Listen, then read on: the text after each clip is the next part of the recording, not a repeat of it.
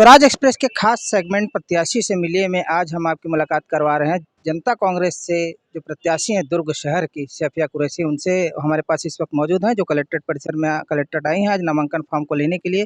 किस प्रकार की तैयारी उनकी रहेगी, हमारे साथ मौजूद है सैफिया कुरैशी। सैफिया जी, बताएंगे क्या तैयारी है, इस बार जनता कांग्रेस ने आपको टिकट दी है? सबसे पहले तो दुर्गवासियों को जय जोहर, जय छत्तीसगढ़, सलाम, आदाब, सत श्री अकाल। मैं सैफिया कुरैशी आज कलेक्टर प्रांगण में आई हुई हूँ।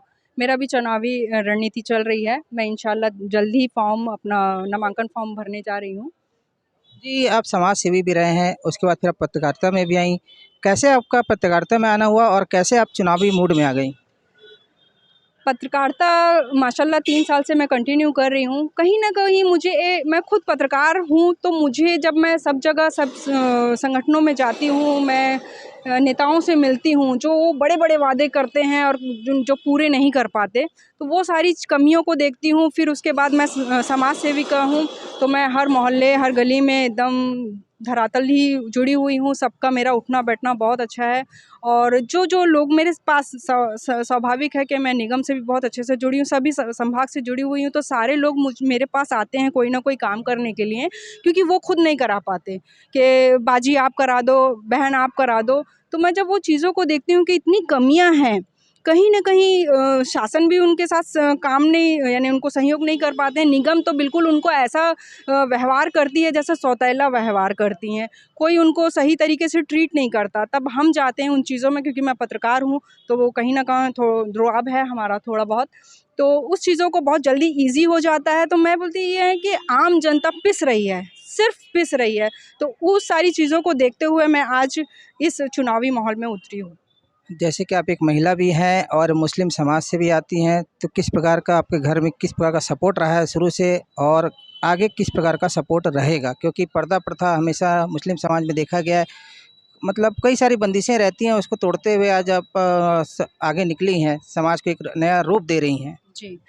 पर्दा प्रथा की बातें सभी कहते हैं, लेकिन पर्दा प्रथा ऐसा कोई बहुत बड़ा जंजीर नहीं है जिसको तोड़ें और लांघें, ऐसा नहीं है। देखो, आँखों की शर्म होनी चाहिए, चाहे वो कोई भी समाज की महिला हो।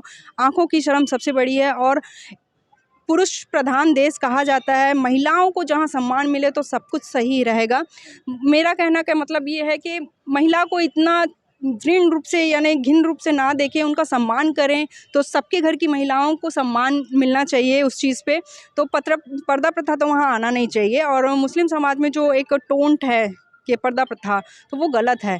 आँखों की शर्म सबसे बड़ी चीज़ है। मेरे घर वाले मुझे बहुत अप्रिशिएट करते हैं, मेरे अम्मी डैडी की बहुत दुआएँ हैं, मेरे परिवार की बहुत दुआएँ हैं, मेरे पत्रकार बंधुओं की सबका साथ है, दुआएँ हैं। तो इस चीज़ को मेरे को कभी लगा ही नहीं कि मैं पर्दे में हूँ या नहीं हूँ। हालाँकि आप पहले से समाज सेवा से जुड़े हुए हैं, काफ़ी साल से आप इस काम को कर रही हैं, लोगों से जुड़ाव भी आपका है। लेकिन अगर देखा जाए तो अगर चुनाव की बात कर लें, तो भाजपा और कांग्रेस एक बड़ी पार्टी सामने में है। उसके बाद जनता कांग्रेस जो शुरू से अजीत जोगी के समय से चली आ रही है, एक नया आगाज़ उन्होंने किया था, उसको किस अंजाम तक आप पहुँचाएँगी?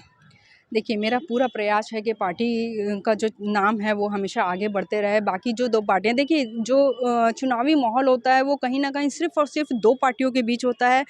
2 सिंबल की तरफ रहता है, बाकी लोगों को नहीं देखा जाता।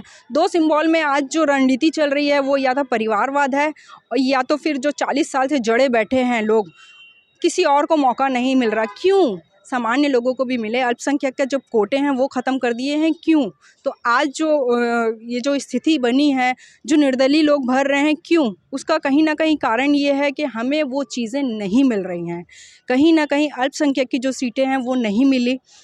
ज़ाहिर-सी बात है, उतरना तो पड़ेगा। इस बार चुनाव में अगर देखा जाए तो दुर्ग शहर की अगर बात कर लें तो किस प्रकार के मुद्दे हैं? क्या किस प्रकार का विकास हुआ है? दूसरी पार्टियों ने किस प्रकार का विकास किया है? और आप अगर चुनाव में इस बार उतरी हैं तो किन मुद्दों को आप लेकर के उतरी हैं? क्या करना चाहती हैं? विकास का तो नाम हमारे सामने तो नहीं लीजिए, क्योंकि हम खुद पत्रकार हैं और हम तो दिन ब दिन देखते रहते हैं क्या विकास है। कोई विकास नहीं है, सिर्फ़ और सिर्फ थूक पालिश हो रही है। आप जिस भी फील्ड में जाएंगे सिर्फ़ और सिर्फ घूसखोरी चल रही है। सब अपनी अपनी रोटियां सेक रहे हैं और कुछ नहीं। राजनीति में अभी सब अपने अपनी जेबें भर रहे हैं। मैं तो सही मायने पे बोलूँ तो सब अपनी जेबें भर रहे हैं, कोई विकास नहीं हो रहा। क्या विकास हो रहा है? आज अमृत मिशन हुआ था, कहाँ है अमृत मिशन? किसी के घर में पानी नहीं पहुँच रहा है। सड़कें कहाँ हैं? सड़कें गड्ढे गड्ढे हैं, ये गड्ढों पे सड़क है या सड़क पे गड्ढे।